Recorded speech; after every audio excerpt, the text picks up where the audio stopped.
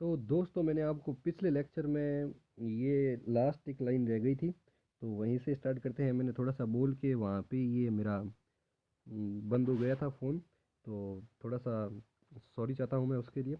आपको मैं बता दूँ, इस लेक्चर में मैं आपको बता रहा हूँ, अभी आगे चलते हैं चलो उससे। मैंने आपको बताया था पिछले लेक्चर में यहाँ तक कि 1871 यहाँ से स्टार्ट करेंगे हम। उससे पहले मैंने आपको बताया था क्या, कि चार जो प्रांत थे, ये उत्तर, ये क्या नाम है, उत्तर पूर्वी, उत्तर पश्चिमी और ये दक्षिणी, दक्षिण पूर्वी, ये चार प्रांत थे अलग अलग।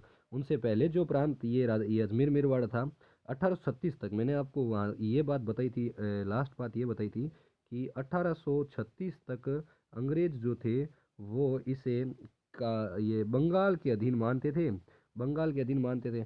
परंतु उसके 1836 के बाद में अजमेर मेरवाड़ा अंग्रेजों का स्वतंत्र प्रांत हो गया था, मैंने आपको ये भी बता दिया था। ठीक है। और उसका जो ये स्वतंत्र तो क्या मतलब, उत्तर पश्चिमी सीमा प्रांत के अंदर उसको डाल दिया था, और वहाँ का जो मुख्यालय था वो आगरा को बनाया गया था, ये मैंने आपको बताया था पिछले एक लेक्चर में। वहाँ का मुख्यालय आगरा को बनाया गया था। ठीक है। चलो अब उससे आगे चल के मैं आपको थोड़ा सा बता देता हूँ इसके बारे में। ठीक है। तो चलो स्टार्ट करते हैं आगे।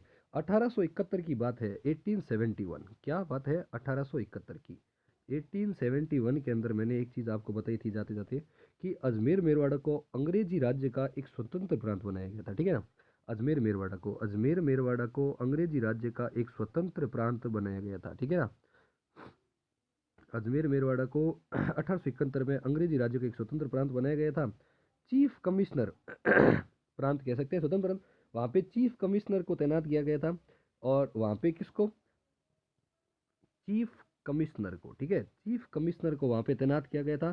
तो एक चीज़ बताऊँ मैं आपको, फर्स्ट चीफ कमिश्नर कौन थे, ये क्वेश्चन अगर आ जाए, तो अगर हवा उड़ जाए इंसान की, हवा तो क्या मतलब जनरली, ये जिनको डीप पढ़ा हुआ है उनको तो आ जाते हैं क्वेश्चन, नहीं तो आते नहीं है क्वेश्चन लोगों को। चीफ कमिश्नर, पहला चीफ कमिश्नर अजमेर मेरवाड़ा का पहला चीफ कमिश्नर कौन था, ये क्वेश्चन अगर आ जाए तो मजा आ जाए ना। अजमेर मेरवाड़ा का पहला चीफ कमिश्नर कौन था, तो पहला चीफ कमिश्नर था रिचर्ड हर्टे किटिंग।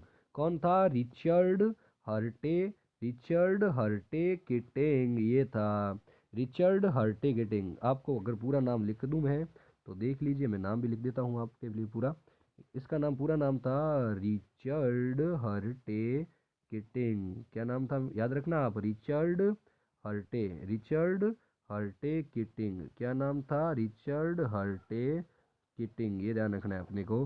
रिचर्ड हर्टे किटिंग, ये ट की मात्रा गलत है मेरे को पता है, तो सही कर देते हैं। रिचर्ड हर्टे किटिंग, क्या नाम है, रिचर्ड हर्टे किटिंग। क्या नाम है, रिचर्ड हर्टे किटिंग। ठीक है, रिचर्ड हर्टे किटिंग।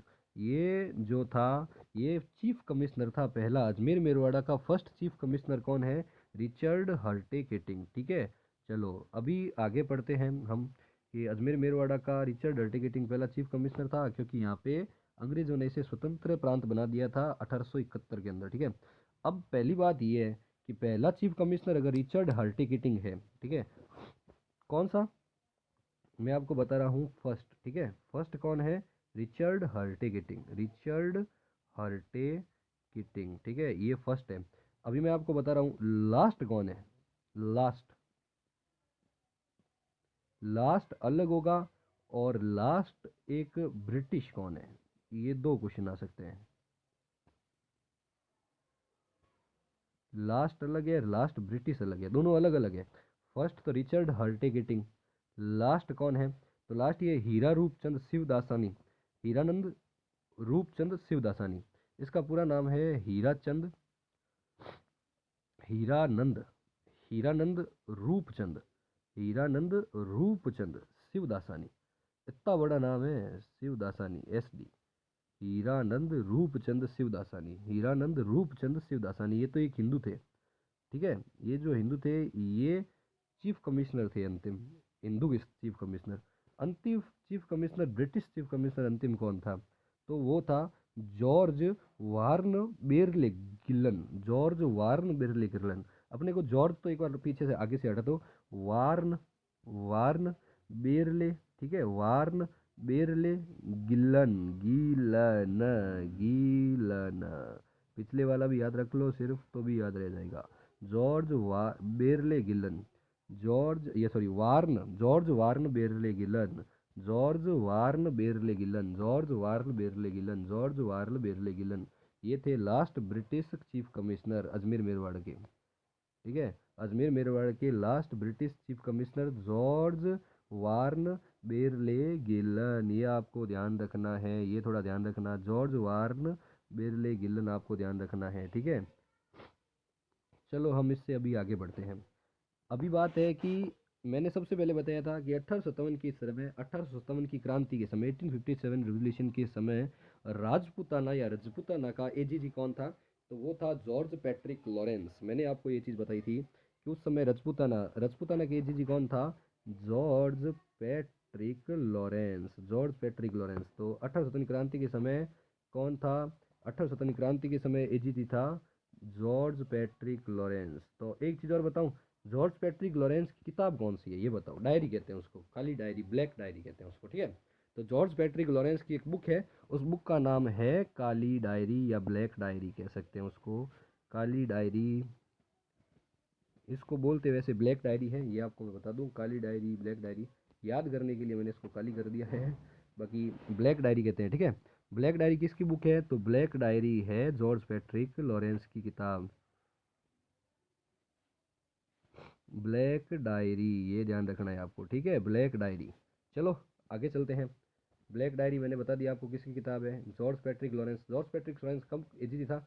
1857 की क्रांति के समय ये एजीजी था? तो जॉर्ज पैट्रिक लॉरेंस है वो 1857 क्रांति के समय ये एजीजी था, ये आपको ध्यान रखना है। ठीक है, चलो आगे चलते हैं। अभी मैं आपको बता दूं 1845 के अंदर माउंट आबू के अंदर चला गया था। ठीक है, 1832 के अंदर अजमेर में एजीजी की स्थापना हुई थी, ये मैं आपको पहले ही बता दिया है। राजपूताना के प्रथम एजीजी कौन थे? तो राजपूताना के प्रथम एजीजी कौन थे? तो प्रथम एजीजी थे लॉकेट। जब एजीजी पद बना था, कब बना था एजीजी पद? एजीजी पद बना था 1832 के अंदर, 1832 के अंदर बना था। उस समय प्रथम फर्स्ट एजीजी कौन थे? फर्स्ट एजीजी थे लॉकेट, गले के अंदर पहनते हैं लॉकेट, गले के अंदर पहनते हैं लॉकेट। तो फर्स्ट एजीजी है लॉकेट। कौन है? लॉकेट, फर्स्ट एजीजी है लॉकेट। ठीक है, चलो आगे चलते हैं। फर्स्ट एजीजी है लॉकेट, आपको मैं याद आता हूँ, मिस्टर लॉकेट कहते हैं इनको, या लॉकेट कहते हैं, एक ही बात है। चलो आगे चलते हैं।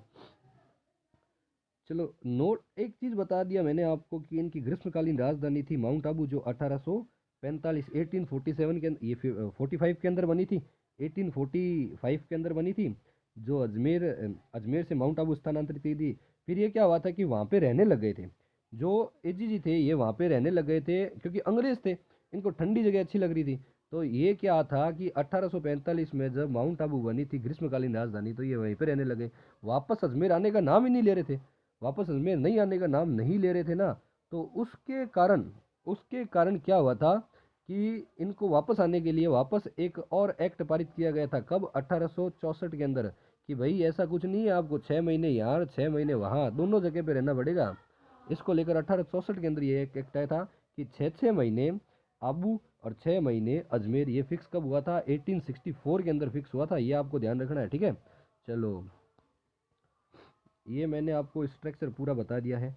अब एक चीज़ और पढ़ेंगे अपन कि 1857 की क्रांति के समय, एक चीज़ और बताऊं, 1857 क्रांति के समय, पहले तो मैंने अभी बताया था कि 1857 क्रांति के समय राजस्थान के एजीजी कौन थे? तो राजपूताना के प्रथम एजीजी तो लॉकेट थे। 1857 की क्रांति के समय ये राजस्थान के एजीजी थे George Patrick Lawrence. George Patrick Lawrence की किताब मैंने आपको बता दी, ब्लैक डायरी।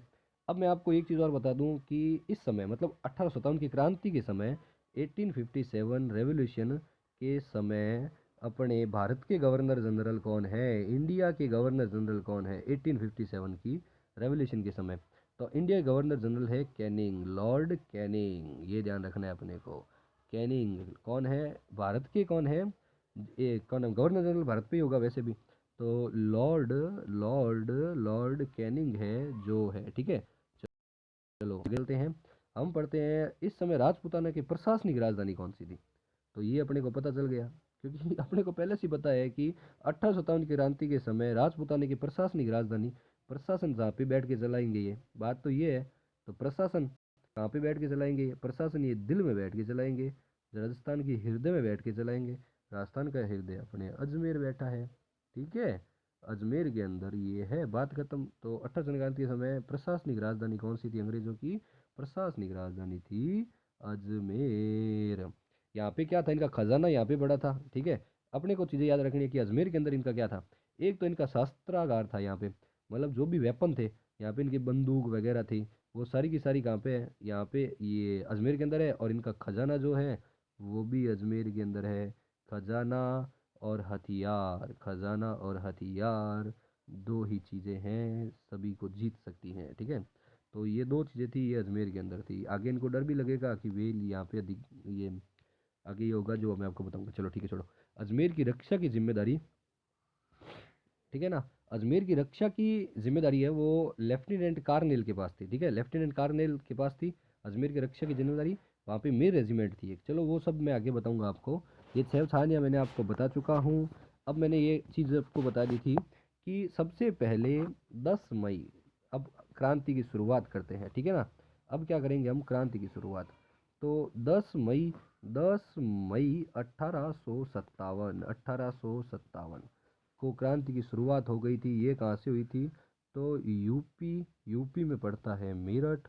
मेरठ, मेरठ, मेरठ में एक आदमी है, मेरठ में एक बंदा है जिसने दो लोगों को बंदूक से गोली मारकर हत्या कर दी थी। उसका नाम था उसका नाम था पांडे। उसका नाम था चुलबुल पांडे नहीं, मंगल पांडे। मंगल पांडे, ये ध्यान रखना है आपको। मंगल पांडे, मंगल पांडे ने गोलियां चलाकर अंग्रेजों की हत्या कर दी थी। दो कर्नल थे, उनकी हत्या कर दी थी। चलो ठीक है। तो मेरठ से क्रांति की शुरुआत 10 मई को हो गई। एक चीज़ और बता दूं मैं आपको, निश्चित तिथि के दिन अगर क्वेश्चन आपको पूछ लिया जाए, मैंने बाकी तो डेट बता दिया आपको किसको कहाँ पर कब क्रांति हुई, तो जो तिथि निश्चित की गई थी सैनिकों के द्वारा, 31 मई, 31 मई निश्चित तिथि की गई थी 1857 की क्रांति की। उस समय राजस्थान की कौन सी रेजिमेंट है या रेजिमेंट का कौन सा एरिया है जहाँ पे क्रांति हुई थी निश्चित तिथि के दिन? निश्चित की गई तिथि के दिन राजस्थान में कौन सी जगह पे क्रांति हुई थी? तो आपको मैं बता दूं, भरतपुर के अंदर। भरतपुर के अंदर, ये आपको ध्यान रखना है कि भरतपुर के अंदर निश्चित तिथि के दिन ही क्रांति हुई थी। ये चीज़ आपको मैं बता दूं, ठीक है। चलो आगे बाकी मैं आपको बताता जाऊंगा, आप देखते रहना क्या क्या चल रहा है आगे, ठीक है। चलो आगे चलते हैं हम। दो ऐसी छावनियाँ थी जिन्होंने भाग नहीं लिया था। मैंने आपको 6 छावनियों के नाम नहीं बताए थे शायद। पहले 6 छावनियों के नाम बता देता हूँ। नसीराबाद, ठीक है, नीमच, उसके बाद में देवली, उसके बाद में एरनपुरा, उसके बाद में खेरवाड़ा और उसके बाद में ब्यावर, ठीक है। खेरवाड़ा उदयपुर में है, ब्यावर अजमेर के अंदर है, नसीराबाद भी अजमेर के अंदर है, नीमच मध्य प्रदेश में उस समय अपने ये मालवा का एरिया था, ठीक है। देवली अपने को टोंक के अंदर है, पता है। एरनपुरा पाली के अंदर है, एरनपुरा पाली के अंदर है, ध्यान रखना, ठीक है। अभी हम कहाँ कहाँ पे कौन से तैनात थे ये भी बातें अगर कर लें, तो बंगाल नेटिव इन्फेंट्री नसीराबाद के अंदर क्या हुआ था ये मैं आपको बाद में बताऊंगा। पहले आपको कारण बताऊंगा, राजनीतिक कारण, सामाजिक धार्मिक कारण क्या है, आर्थिक कारण क्या थे, सैनिकों के कारण क्या थे, तत्कालीन और कारण क्या थे मुख्य क्रांति होने के। पहले अपन सारे के सारे रीजन पढ़ेंगे, उसके बाद में पूरी डिटेल में एरनपुरा वगैरह सारों को खोल के पढ़ेंगे, ठीक है। तो चलो स्टार्ट करते हैं मेन कारण। सबसे पहले मैंने आपको ये नहीं बताया था कि कहाँ पे कौन कौन थे। तो देवली टोंक के अंदर कोटा कंटेलीजेंट को टेक किया गया था, वहाँ पे रखा गया था किसको? कोटा कंटेलीजेंट को, ठीक है। एरनपुरा पाली के अंदर जोधपुर लीजियन थी, ठीक है ना। एरनपुरा पाली के अंदर जोधपुर लीजियन थी। जोधपुर लीजियन कहाँ पे थी? जोधपुर लीजियन कहाँ पे थी? एरनपुरा पाली के अंदर, ठीक है। जोधपुर लीजियन एरनपुरा पाली के अंदर जोधपुर लीजियन की स्थान की थी, मतलब वहाँ पे बैठी थी वो। सॉरी, जोधपुर लीजियन थी। मेवाड़ भीलकोर खेरवाड़ा उदयपुर के अंदर मेवाड़ भीलकोर थी, ठीक है। और मेरवाड़ा बटालियन ब्यावर अजमेर के अंदर बैठी थी। मेरवाड़ा बटालियन कहाँ पे बैठी थी? ब्यावर अजमेर के अंदर। दो ऐसी छावनियाँ थी जिन्होंने क्रांति में भाग ही नहीं लिया था।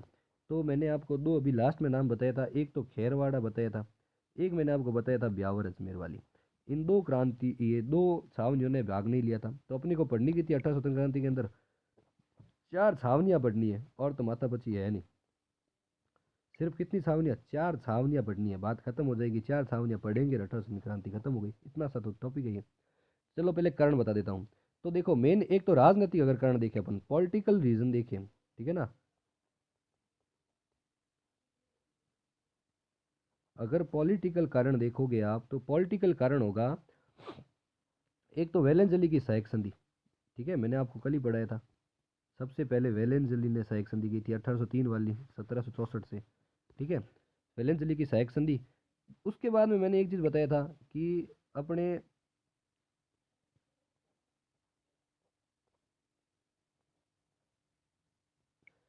ये मैंने आपको बताया था कि डलहौजी की हड़प की नीति थी। किसकी?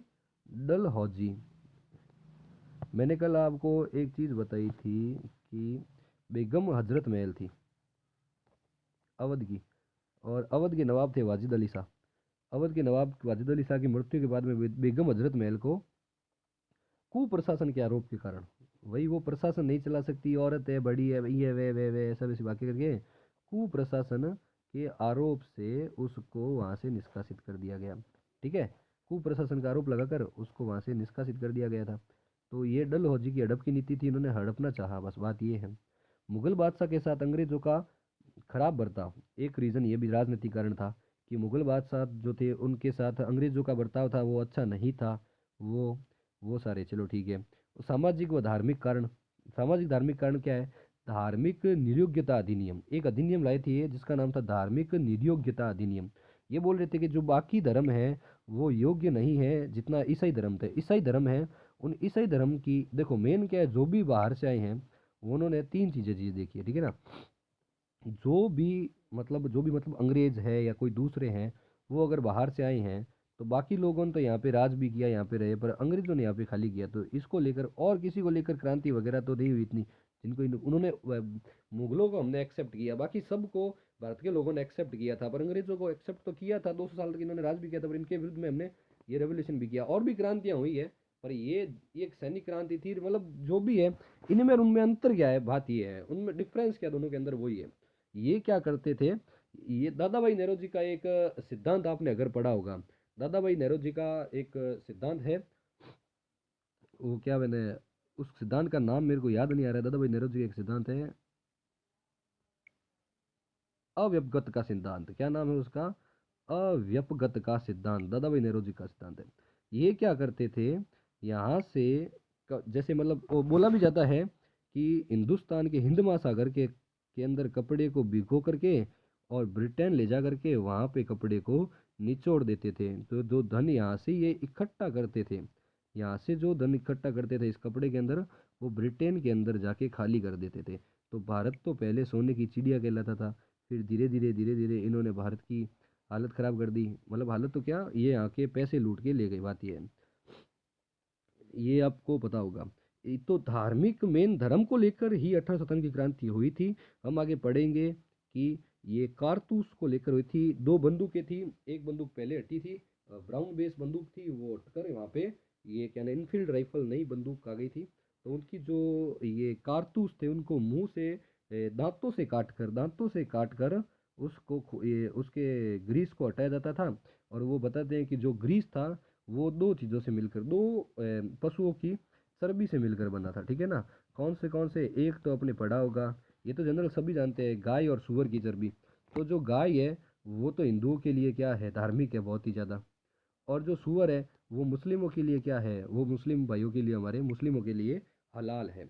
मैं आपको बताता हूँ, दोनों तरफ धार्मिक मत करना, दोनों साइड में आप धार्मिक मत करना। गाय हिंदुओं के लिए धार्मिक है, पर मुस्लिमों के लिए जो सुअर है वो हलाल है, बस ये ध्यान रखना है अपने को, ठीक है। उसके बाद में क्या था, आर्थिक कारण क्या थे, इकोनॉमिकली कारण कह सकते हैं आपको। आर्थिक कारण क्या थे ये पढ़ना है अपने को। एक मैं सारे कारण आपको मेंस के अकॉर्डिंग ही बता रहा हूँ, आप पढ़ सकते हैं इसको। आर्थिक कारण क्या थे, तो एक तो था अपना स्थायी बंदोबस्त, ठीक है ना, स्थायी बंदोबस्त थे। एक थी रैयतवाड़ी, एक थी महलवाड़ी, एक था कंपनी का भू राजस्व। मैंने आपको कल भी बताया था कि यहाँ पे जो अंग्रेज आए थे तो वहाँ पे क्या कर रहे थे, यहाँ पे जो ठेकेदार थे, राजा थे, जनता थी, तीन जनरली हमने पढ़ रखे हैं पहले से, ठीक है। सबसे नीचे बेस पे कौन है, नीचे बेस पे है जनता, ठीक है। जनता से ऊपर कौन है, तो जनता से ऊपर था ठेकेदार, ठीक है। ठेकेदार से ऊपर कौन था, ठेकेदार से ऊपर है अपना राजा, ठीक है। अब ये अंग्रेज जो थे इन्होंने क्या किया था, ये तो अंग्रेजों से भी ऊपर ये अंग्रेज जो थे ये तो राजा से भी ऊपर आके बैठ गए। ठीक है, ये अपने को ध्यान रखना है, ये तो राजा से भी ऊपर आके बैठे हैं अंग्रेज। अंग्रेज सबसे ऊपर है, राजा उसे नीचे, ठेकेदार जनता, ये कॉलम चल रहा था। तो जो मेन जो था इसको था, क्यों? क्योंकि इसको दिखाई दे रहा था कि जनता की कंडीशन क्या हो रही है, ये ठेकेदार को पता चल रहा था। राजा तो अपना पैसा टैक्स लेता था, ये देखो ऐसा था कि जनता से टैक्स ठेकेदार, ठेकेदार से राजा, राजा से अंग्रेज, तो सारा कट कटा के यहाँ पे जाता था सबसे ज़्यादा।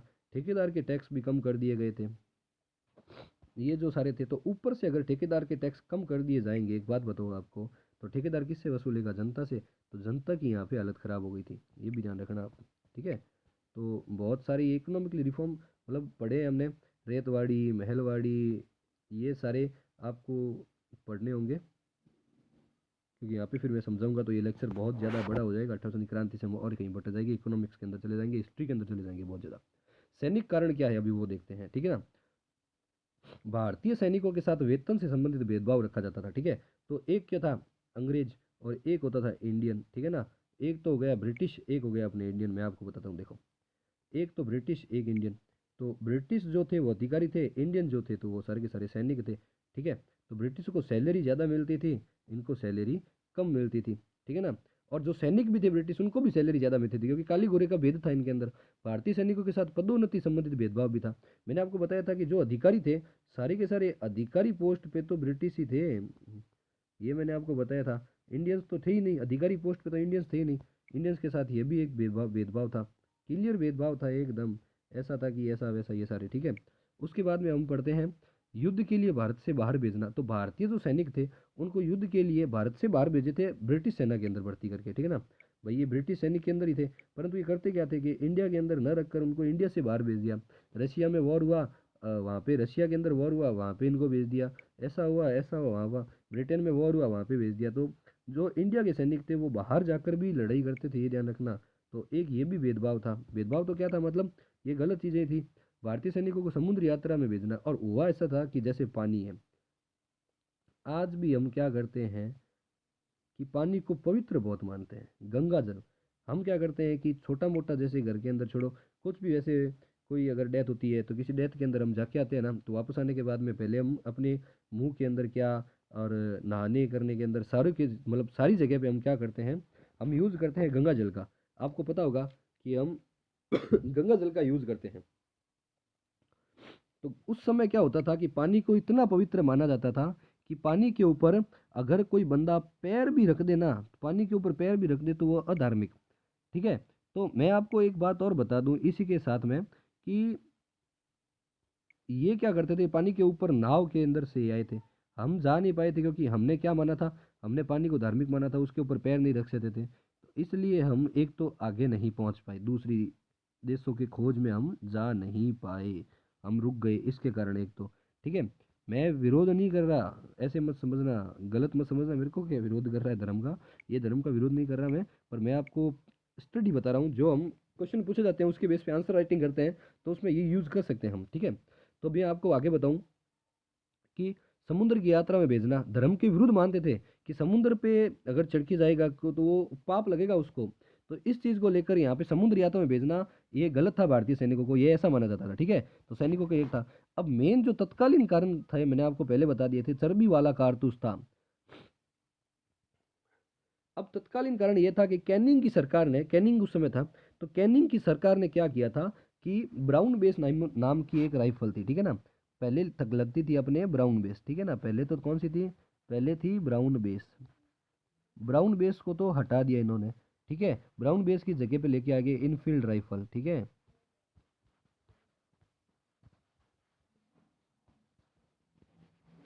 ब्राउन बेस नाम की बंदूक हटाकर इनफील्ड राइफल नाम की एक बंदूक लेके आ गई है, जिसमें जो कारतूस थे उनको एकदम मुंह से चबाकर और फिर उसके अंदर डाला जाता था बंदूक के अंदर।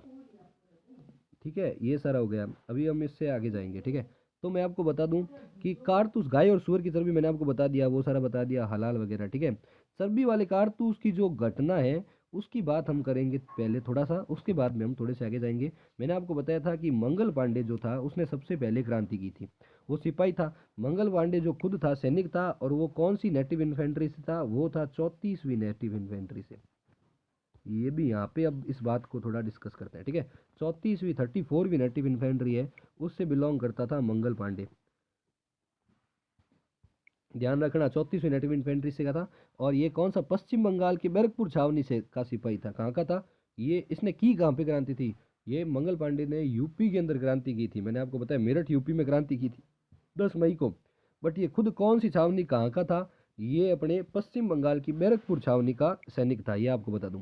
तो 29 मार्च, ये जो बात पता चली मंगल पांडे को, ये पता चली थी 29 मार्च 1857 को पता चली थी, ठीक है। 29 मार्च को पता चली थी। और फिर 10 मई 1857 की क्रांति हुई थी। ये आपको मैंने डेट भी बता दी यहाँ पे। यहाँ पे क्या हुआ था कि 18 ये 10 मई को क्या किया था इसने, इसने क्या किया था, मंगल पांडे ने दो लोगों को, मैंने बताया था कि दो ब्रिटिश अधिकारी थे, उनको गोली मारी थी। तो उनका नाम और बता दूं मैं, कि एक का नाम तो था हडसन और एक का नाम था बाग। बाग या गफकुफ भी बोल दो आप, मेन तो एक का नाम था बाग और एक का नाम था हडसन। बाग और हडसन, इन दोनों को गोली मार दी थी किसने, मंगल पांडे ने। हडसन और बाग को गोली मार दी थी मंगल पांडे ने, इनकी हत्या कर दी थी, ये मैं आपको बता दूं। फिर इसको गिरफ्तार कर लिया गया। और फिर क्या किया गया था कि, डेट मैं आपको बताऊं तो इसकी डेट है, कहीं कहीं पे 18 अप्रैल होता है, तो कहीं पे 8, पर मेन मैं याद बता दूं आपको यहाँ पे, ये 18 अप्रैल होता है, कहीं पे 8, तो 18 अप्रैल आप याद रखना। 18 अप्रैल 1857, 18 अप्रैल, ठीक है ना। 18 अप्रैल,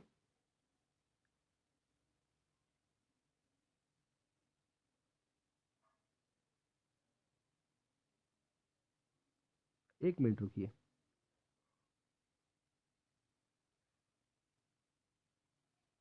देखो ये ऐसा था कि मंगल पांडे ने गोली चलाई थी, ये शुरुआत थी। पर 10 मई 1857 की क्रांति है, तो वो 10 मई वहाँ पे मंगल पांडे ने की थी, मंगल पांडे ने यहाँ पे किया था, ठीक है। तो ये डेट में थोड़ा कन्फ्यूजन है मेरे को, मैं थोड़ा डेट आपको बाद में चेक करके बताऊंगा। इनको फांसी दी गई थी बाद में, ये शायद फांसी की डेट थी, ठीक है। तो बाद में बताता हूँ मैं इसका। 1857 की प्रथम शहीद बोलेंगे अगर अपन आप, हम बोलेंगे कि 1857 की क्रांति, राजस्थान के नहीं, क्रांति के, 1857 क्रांति के फर्स्ट शहीद कौन है, तो फर्स्ट शहीद यही थे, मंगल पांडे, ठीक है। फर्स्ट शहीद थे मंगल पांडे, पांडे जी थे, ये आपको ध्यान रखना है, ठीक है। चलो, अब मैं आपको इससे आगे बताता हूँ अभी, कि थोड़ा सा अब स्टार्ट करेंगे हम, ये तो आपका बैकग्राउंड हुआ है।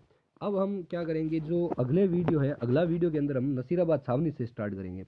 नसीराबाद छावनी से हम स्टार्ट करेंगे। नसीराबाद छावनी में क्या, कहाँ कहाँ पर क्या क्या हुआ था, वो सारा। उसके बाद में आपको भरतपुर का बताऊंगा, नीमच का बताऊंगा, जयपुर, अलवर, धौलपुर, ये सारे, कोटा वोटा, ये सारे बता दूंगा। फिर उसके बाद में हम सीधा ये मतलब और आगे ये बिठोड़ा, चेलावास, आगे युद्ध करेंगे, डूंगरी जवार जी और बाकी सारों का सारा, यार मतलब तांत्या टोपे भारत में आए थे, क्या क्या हुआ था, अमीरगढ़ का युद्ध हुआ था, कब किन के बीच वजीरुद्दौला हुए थे हमारे, उनके और तांत्या टोपे के मध्य अमीरगढ़ का युद्ध हुआ था, वो सारे पढ़ेंगे हम। फिर उसके बाद मैं आपको जनजातीय आंदोलन करवाऊंगा, ये मैं आपको बता दूं, ठीक है। तो ये सारा मैटर हम अगले वीडियो में पढ़ेंगे। तो इस वीडियो में मैं यहाँ तक आपको बता देता हूँ, उसके बाद में हम मिलते हैं सीधा अगले छावनियों से। अगले वीडियो के अंदर हम सीधे छावनियों की बात करेंगे, छावनियों में कब कहाँ पे क्या क्या हुआ था, वो अभी स्टार्ट करेंगे हम नसीराबाद से, ठीक है ना। नसीराबाद, तो वहाँ से पहले मैं आपको डेट वगैरह सारी करवाऊंगा, उसके बाद में हम आगे पढ़ेंगे उसमें, ठीक है। चलो बाय बाय। इस वीडियो को लाइक करें, शेयर करें, सब्सक्राइब करें।